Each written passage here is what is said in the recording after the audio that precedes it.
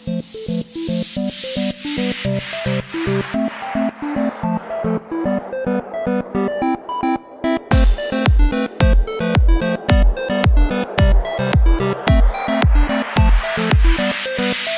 everyone.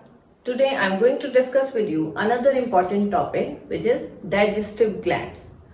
As we are reading about nutrition in animals, we are reading about there are a number of enzymes which are present in the digestive juices which help in digestion of the food.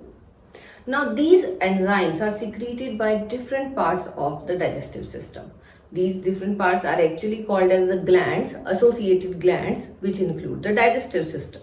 So here I am going to discuss with you about what actually is the secretion of these glands and what it contains, what is that particular enzyme and how it helps in digestion of food.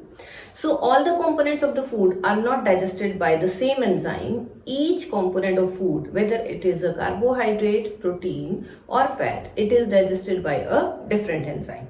So here I have written the main digestive glands which are present in the human digestive system, and I have written 5 glands. First one is salivary gland, second is the gastric gland, then intestinal glands, then pancreas and liver. When we are reading, we are always reading salivary glands. We are never saying it as salivary gland. And why we are never saying salivary gland? Because basically it is a combination of 3 pairs of salivary glands. Means we are not having a single salivary gland, rather we have 3 pairs of salivary gland which release their secretion into the buccal cavity or mouth. So we will be reading about all these in detail one by one, that what is actually the secretion of these digestive glands called. Now first digestive gland is salivary gland. The secretion of salivary gland is called as saliva or salivary juice, we can call it. Now what is its composition? Basically we secrete around 1 to 1.5 liter of saliva per day. It is for an average healthy human being. This much of saliva is being secreted. Its basic nature is slightly acidic. Our saliva is slightly acidic in nature, and this is the reason a number of microorganisms are being killed in the saliva.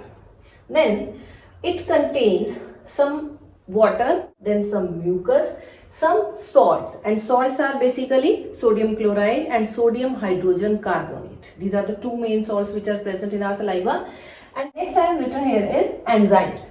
Now there are 2 main enzymes which are present in our saliva, and these are ptyalin, or we can call it as salivary amylase also. Somewhere it might be written as salivary amylase and somewhere it might be written as ptyalin. So this is one enzyme, and second enzyme is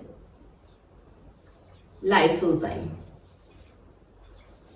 This is the second enzyme. Now this you already know, being slightly acidic is quite helpful because it will kill many microorganisms, and water content and mucus is also very helpful because it will help in easy swallowing of the food when we are taking it from buccal cavity and taking it towards the food pipe. What is the role of ptyalin and lysozyme? Let me tell you. Now starch is basically that component of food which is being digested by the salivary amylase. So starch in the buccal cavity being acted upon by ptyalin or salivary amylase, you can say, and is being converted into a sugar which is called as maltose. So this complex carbohydrate is being broken down one of the simpler carbohydrate. Then the function of lysozyme is on bacteria. Bacteria which is earlier living will actually be acted upon by lysozyme and will be killed. So what it will do? It will kill the harmful bacteria which are earlier being present because of the food which we are taking in. Maybe there are some bacteria which are present, but those bacteria will easily be killed by the lysozyme. So these are the 2 enzymes which are present in the salivary juice or in the saliva Hope now it is clear to you that what is the function of the saliva. Next we have gastric glands. Now the secretions of the gastric glands are called as gastric juice, and again these are not the single gland. There are a number of glands which are called as gastric glands, and their number is approximately in millions. So these gastric glands, they release gastric juice which is approximately 2 to 3 liters per day by a healthy normal average human being, and it is acidic in nature. And why it is acidic in nature? Because of the release of hydrochloric acid. Then what is the composition of this gastric juices? It contains water approximately 99%, then it has mucus, salts, then hydrochloric acid HCl, which is considered as the main component of this gastric juice, and then enzymes. Now which enzymes are present? There are two main enzymes which are present. These are rather called as proenzyme because these are the previous stage of enzyme. One is called as pepsinogen and second is called as prorenin. These are the two main proenzymes. Pro means these are the primitive stage of the enzymes, and later they are required to be converted into the main enzyme, and that conversion also takes place in the stomach only because of the presence of this hydrochloric acid. Okay, I'll tell you how it works. What is the function of this gastric juice? First, what it does, it helps in killing of harmful microorganisms because of the presence of acidic medium, because there is more amount of hydrochloric acid, so that will help in killing a number of harmful microorganisms. Second thing it does is it helps in stopping the activity of ptyalin, which was being done in the buccal cavity, and because now starch breakdown has taken place in that part only, so it will stop that activity of ptyalin and no more starch breakdown will continue when there is release of gastric juice. That is the second function. Then third function, what it does, it helps in conversion of these proenzymes due to the acidic medium to the enzymes, so that they can act upon specific part of the food and ultimately will help in breakdown of that particular component of the food. Basically, pepsinogen will act on the protein part of the food, whereas prorenin will act on another component which is present in the milk. So I'll tell you how.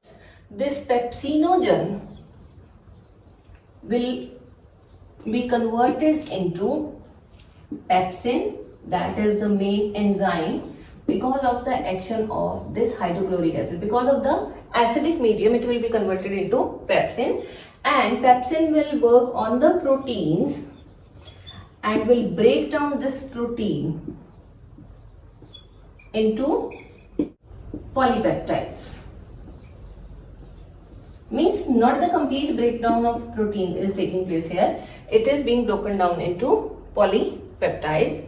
Then the second proenzyme, that is prorenin, that will also be converted because of this hydrochloric acid into renin, another enzyme, and this enzyme will work on casein, that is a kind of milk protein, the protein which is found in milk.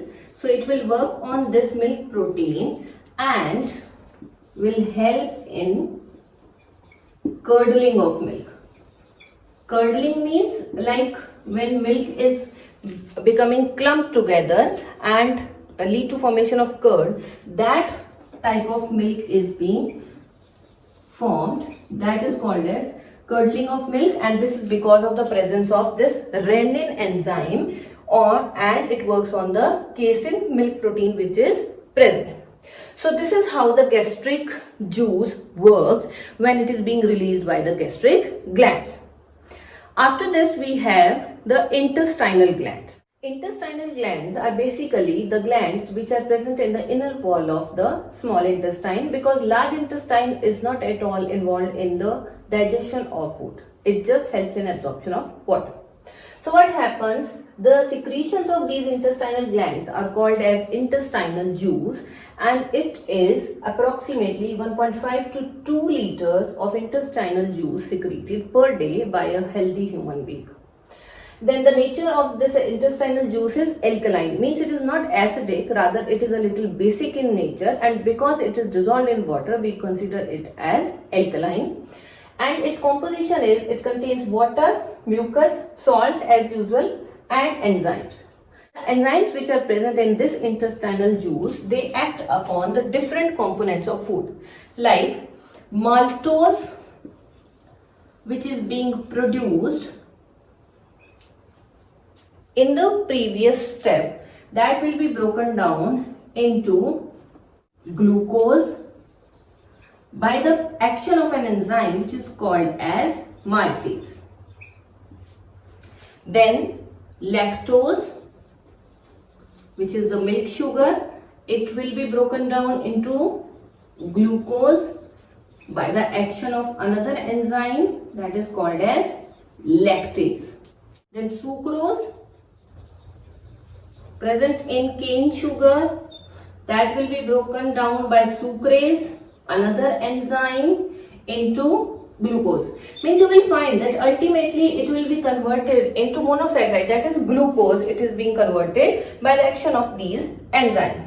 So this is about how carbohydrate digestion takes place in the intestine. Then what about proteins? How proteins are being acted upon? For protein digestion, first the proenzyme trypsinogen, that is the name of the proenzyme, it gets converted into the active enzyme which is called as trypsin. Now this trypsin will work in the same manner. It will break down polypeptides into amino acids, which is again the simplest form of proteins that can be easily absorbed by the body.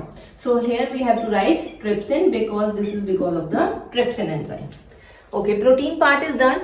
Then third we have the fats, how fats are being dissolved. For digestion of fats, we have fats which are acted upon by enzyme called lipase, and it will lead to the formation of fatty acids as well as glycerol. So these are the simplest form of the fats which can be easily absorbed by the body. So this is how the intestinal juice helps in breakdown of fats, proteins and carbohydrates and helps in digestion of food. Then next we have another associated gland which is very important, that is pancreas. So let us see how pancreas help. Secretions of pancreas are called as pancreatic juice, and it is released approximately 1 to 1.5 liter per day by a healthy human being, and its nature is alkaline. Again it is alkaline in nature because of the presence of certain bases, and its composition includes water, some salts and enzymes. Now enzymes which are basically present in pancreatic juice, these are the enzymes which help in digestion of fats like lipase, which is helpful in digestion of fats.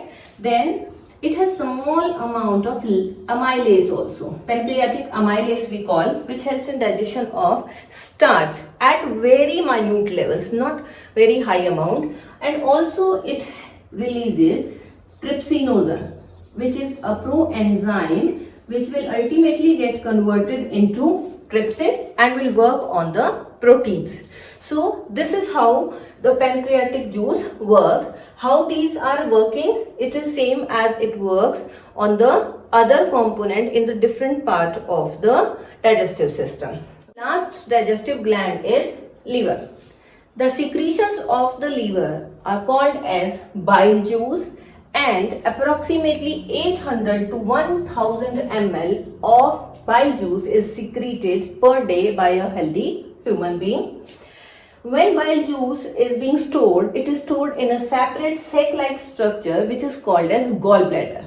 So always keep in mind, gallbladder is not a gland, it is just a storage sac where the excessive bile juice which is being secreted is being stored. So it is just a storage site. Then the nature of this bile juice is alkaline. Again, it has more of the bases, so it is alkaline in nature, and its main function is emulsification of fats. What do you mean by emulsification? That is an important term.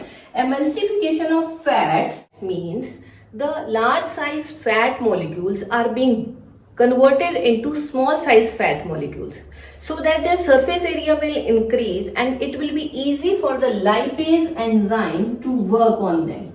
Because more of the surface area is available, from more sides the lipase enzyme will work and will ultimately help in converting the fats into fatty acids and glycerol. So this is one of the very important function of the bile juice, because it is this bile juice only which helps in this emulsification process.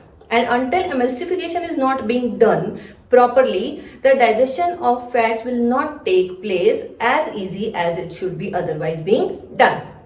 So this was all about all the digestive glands which we have in our human digestive system and which are associated with the alimentary canal and somehow help in digestion of the components of food which are very important for the survival of the body.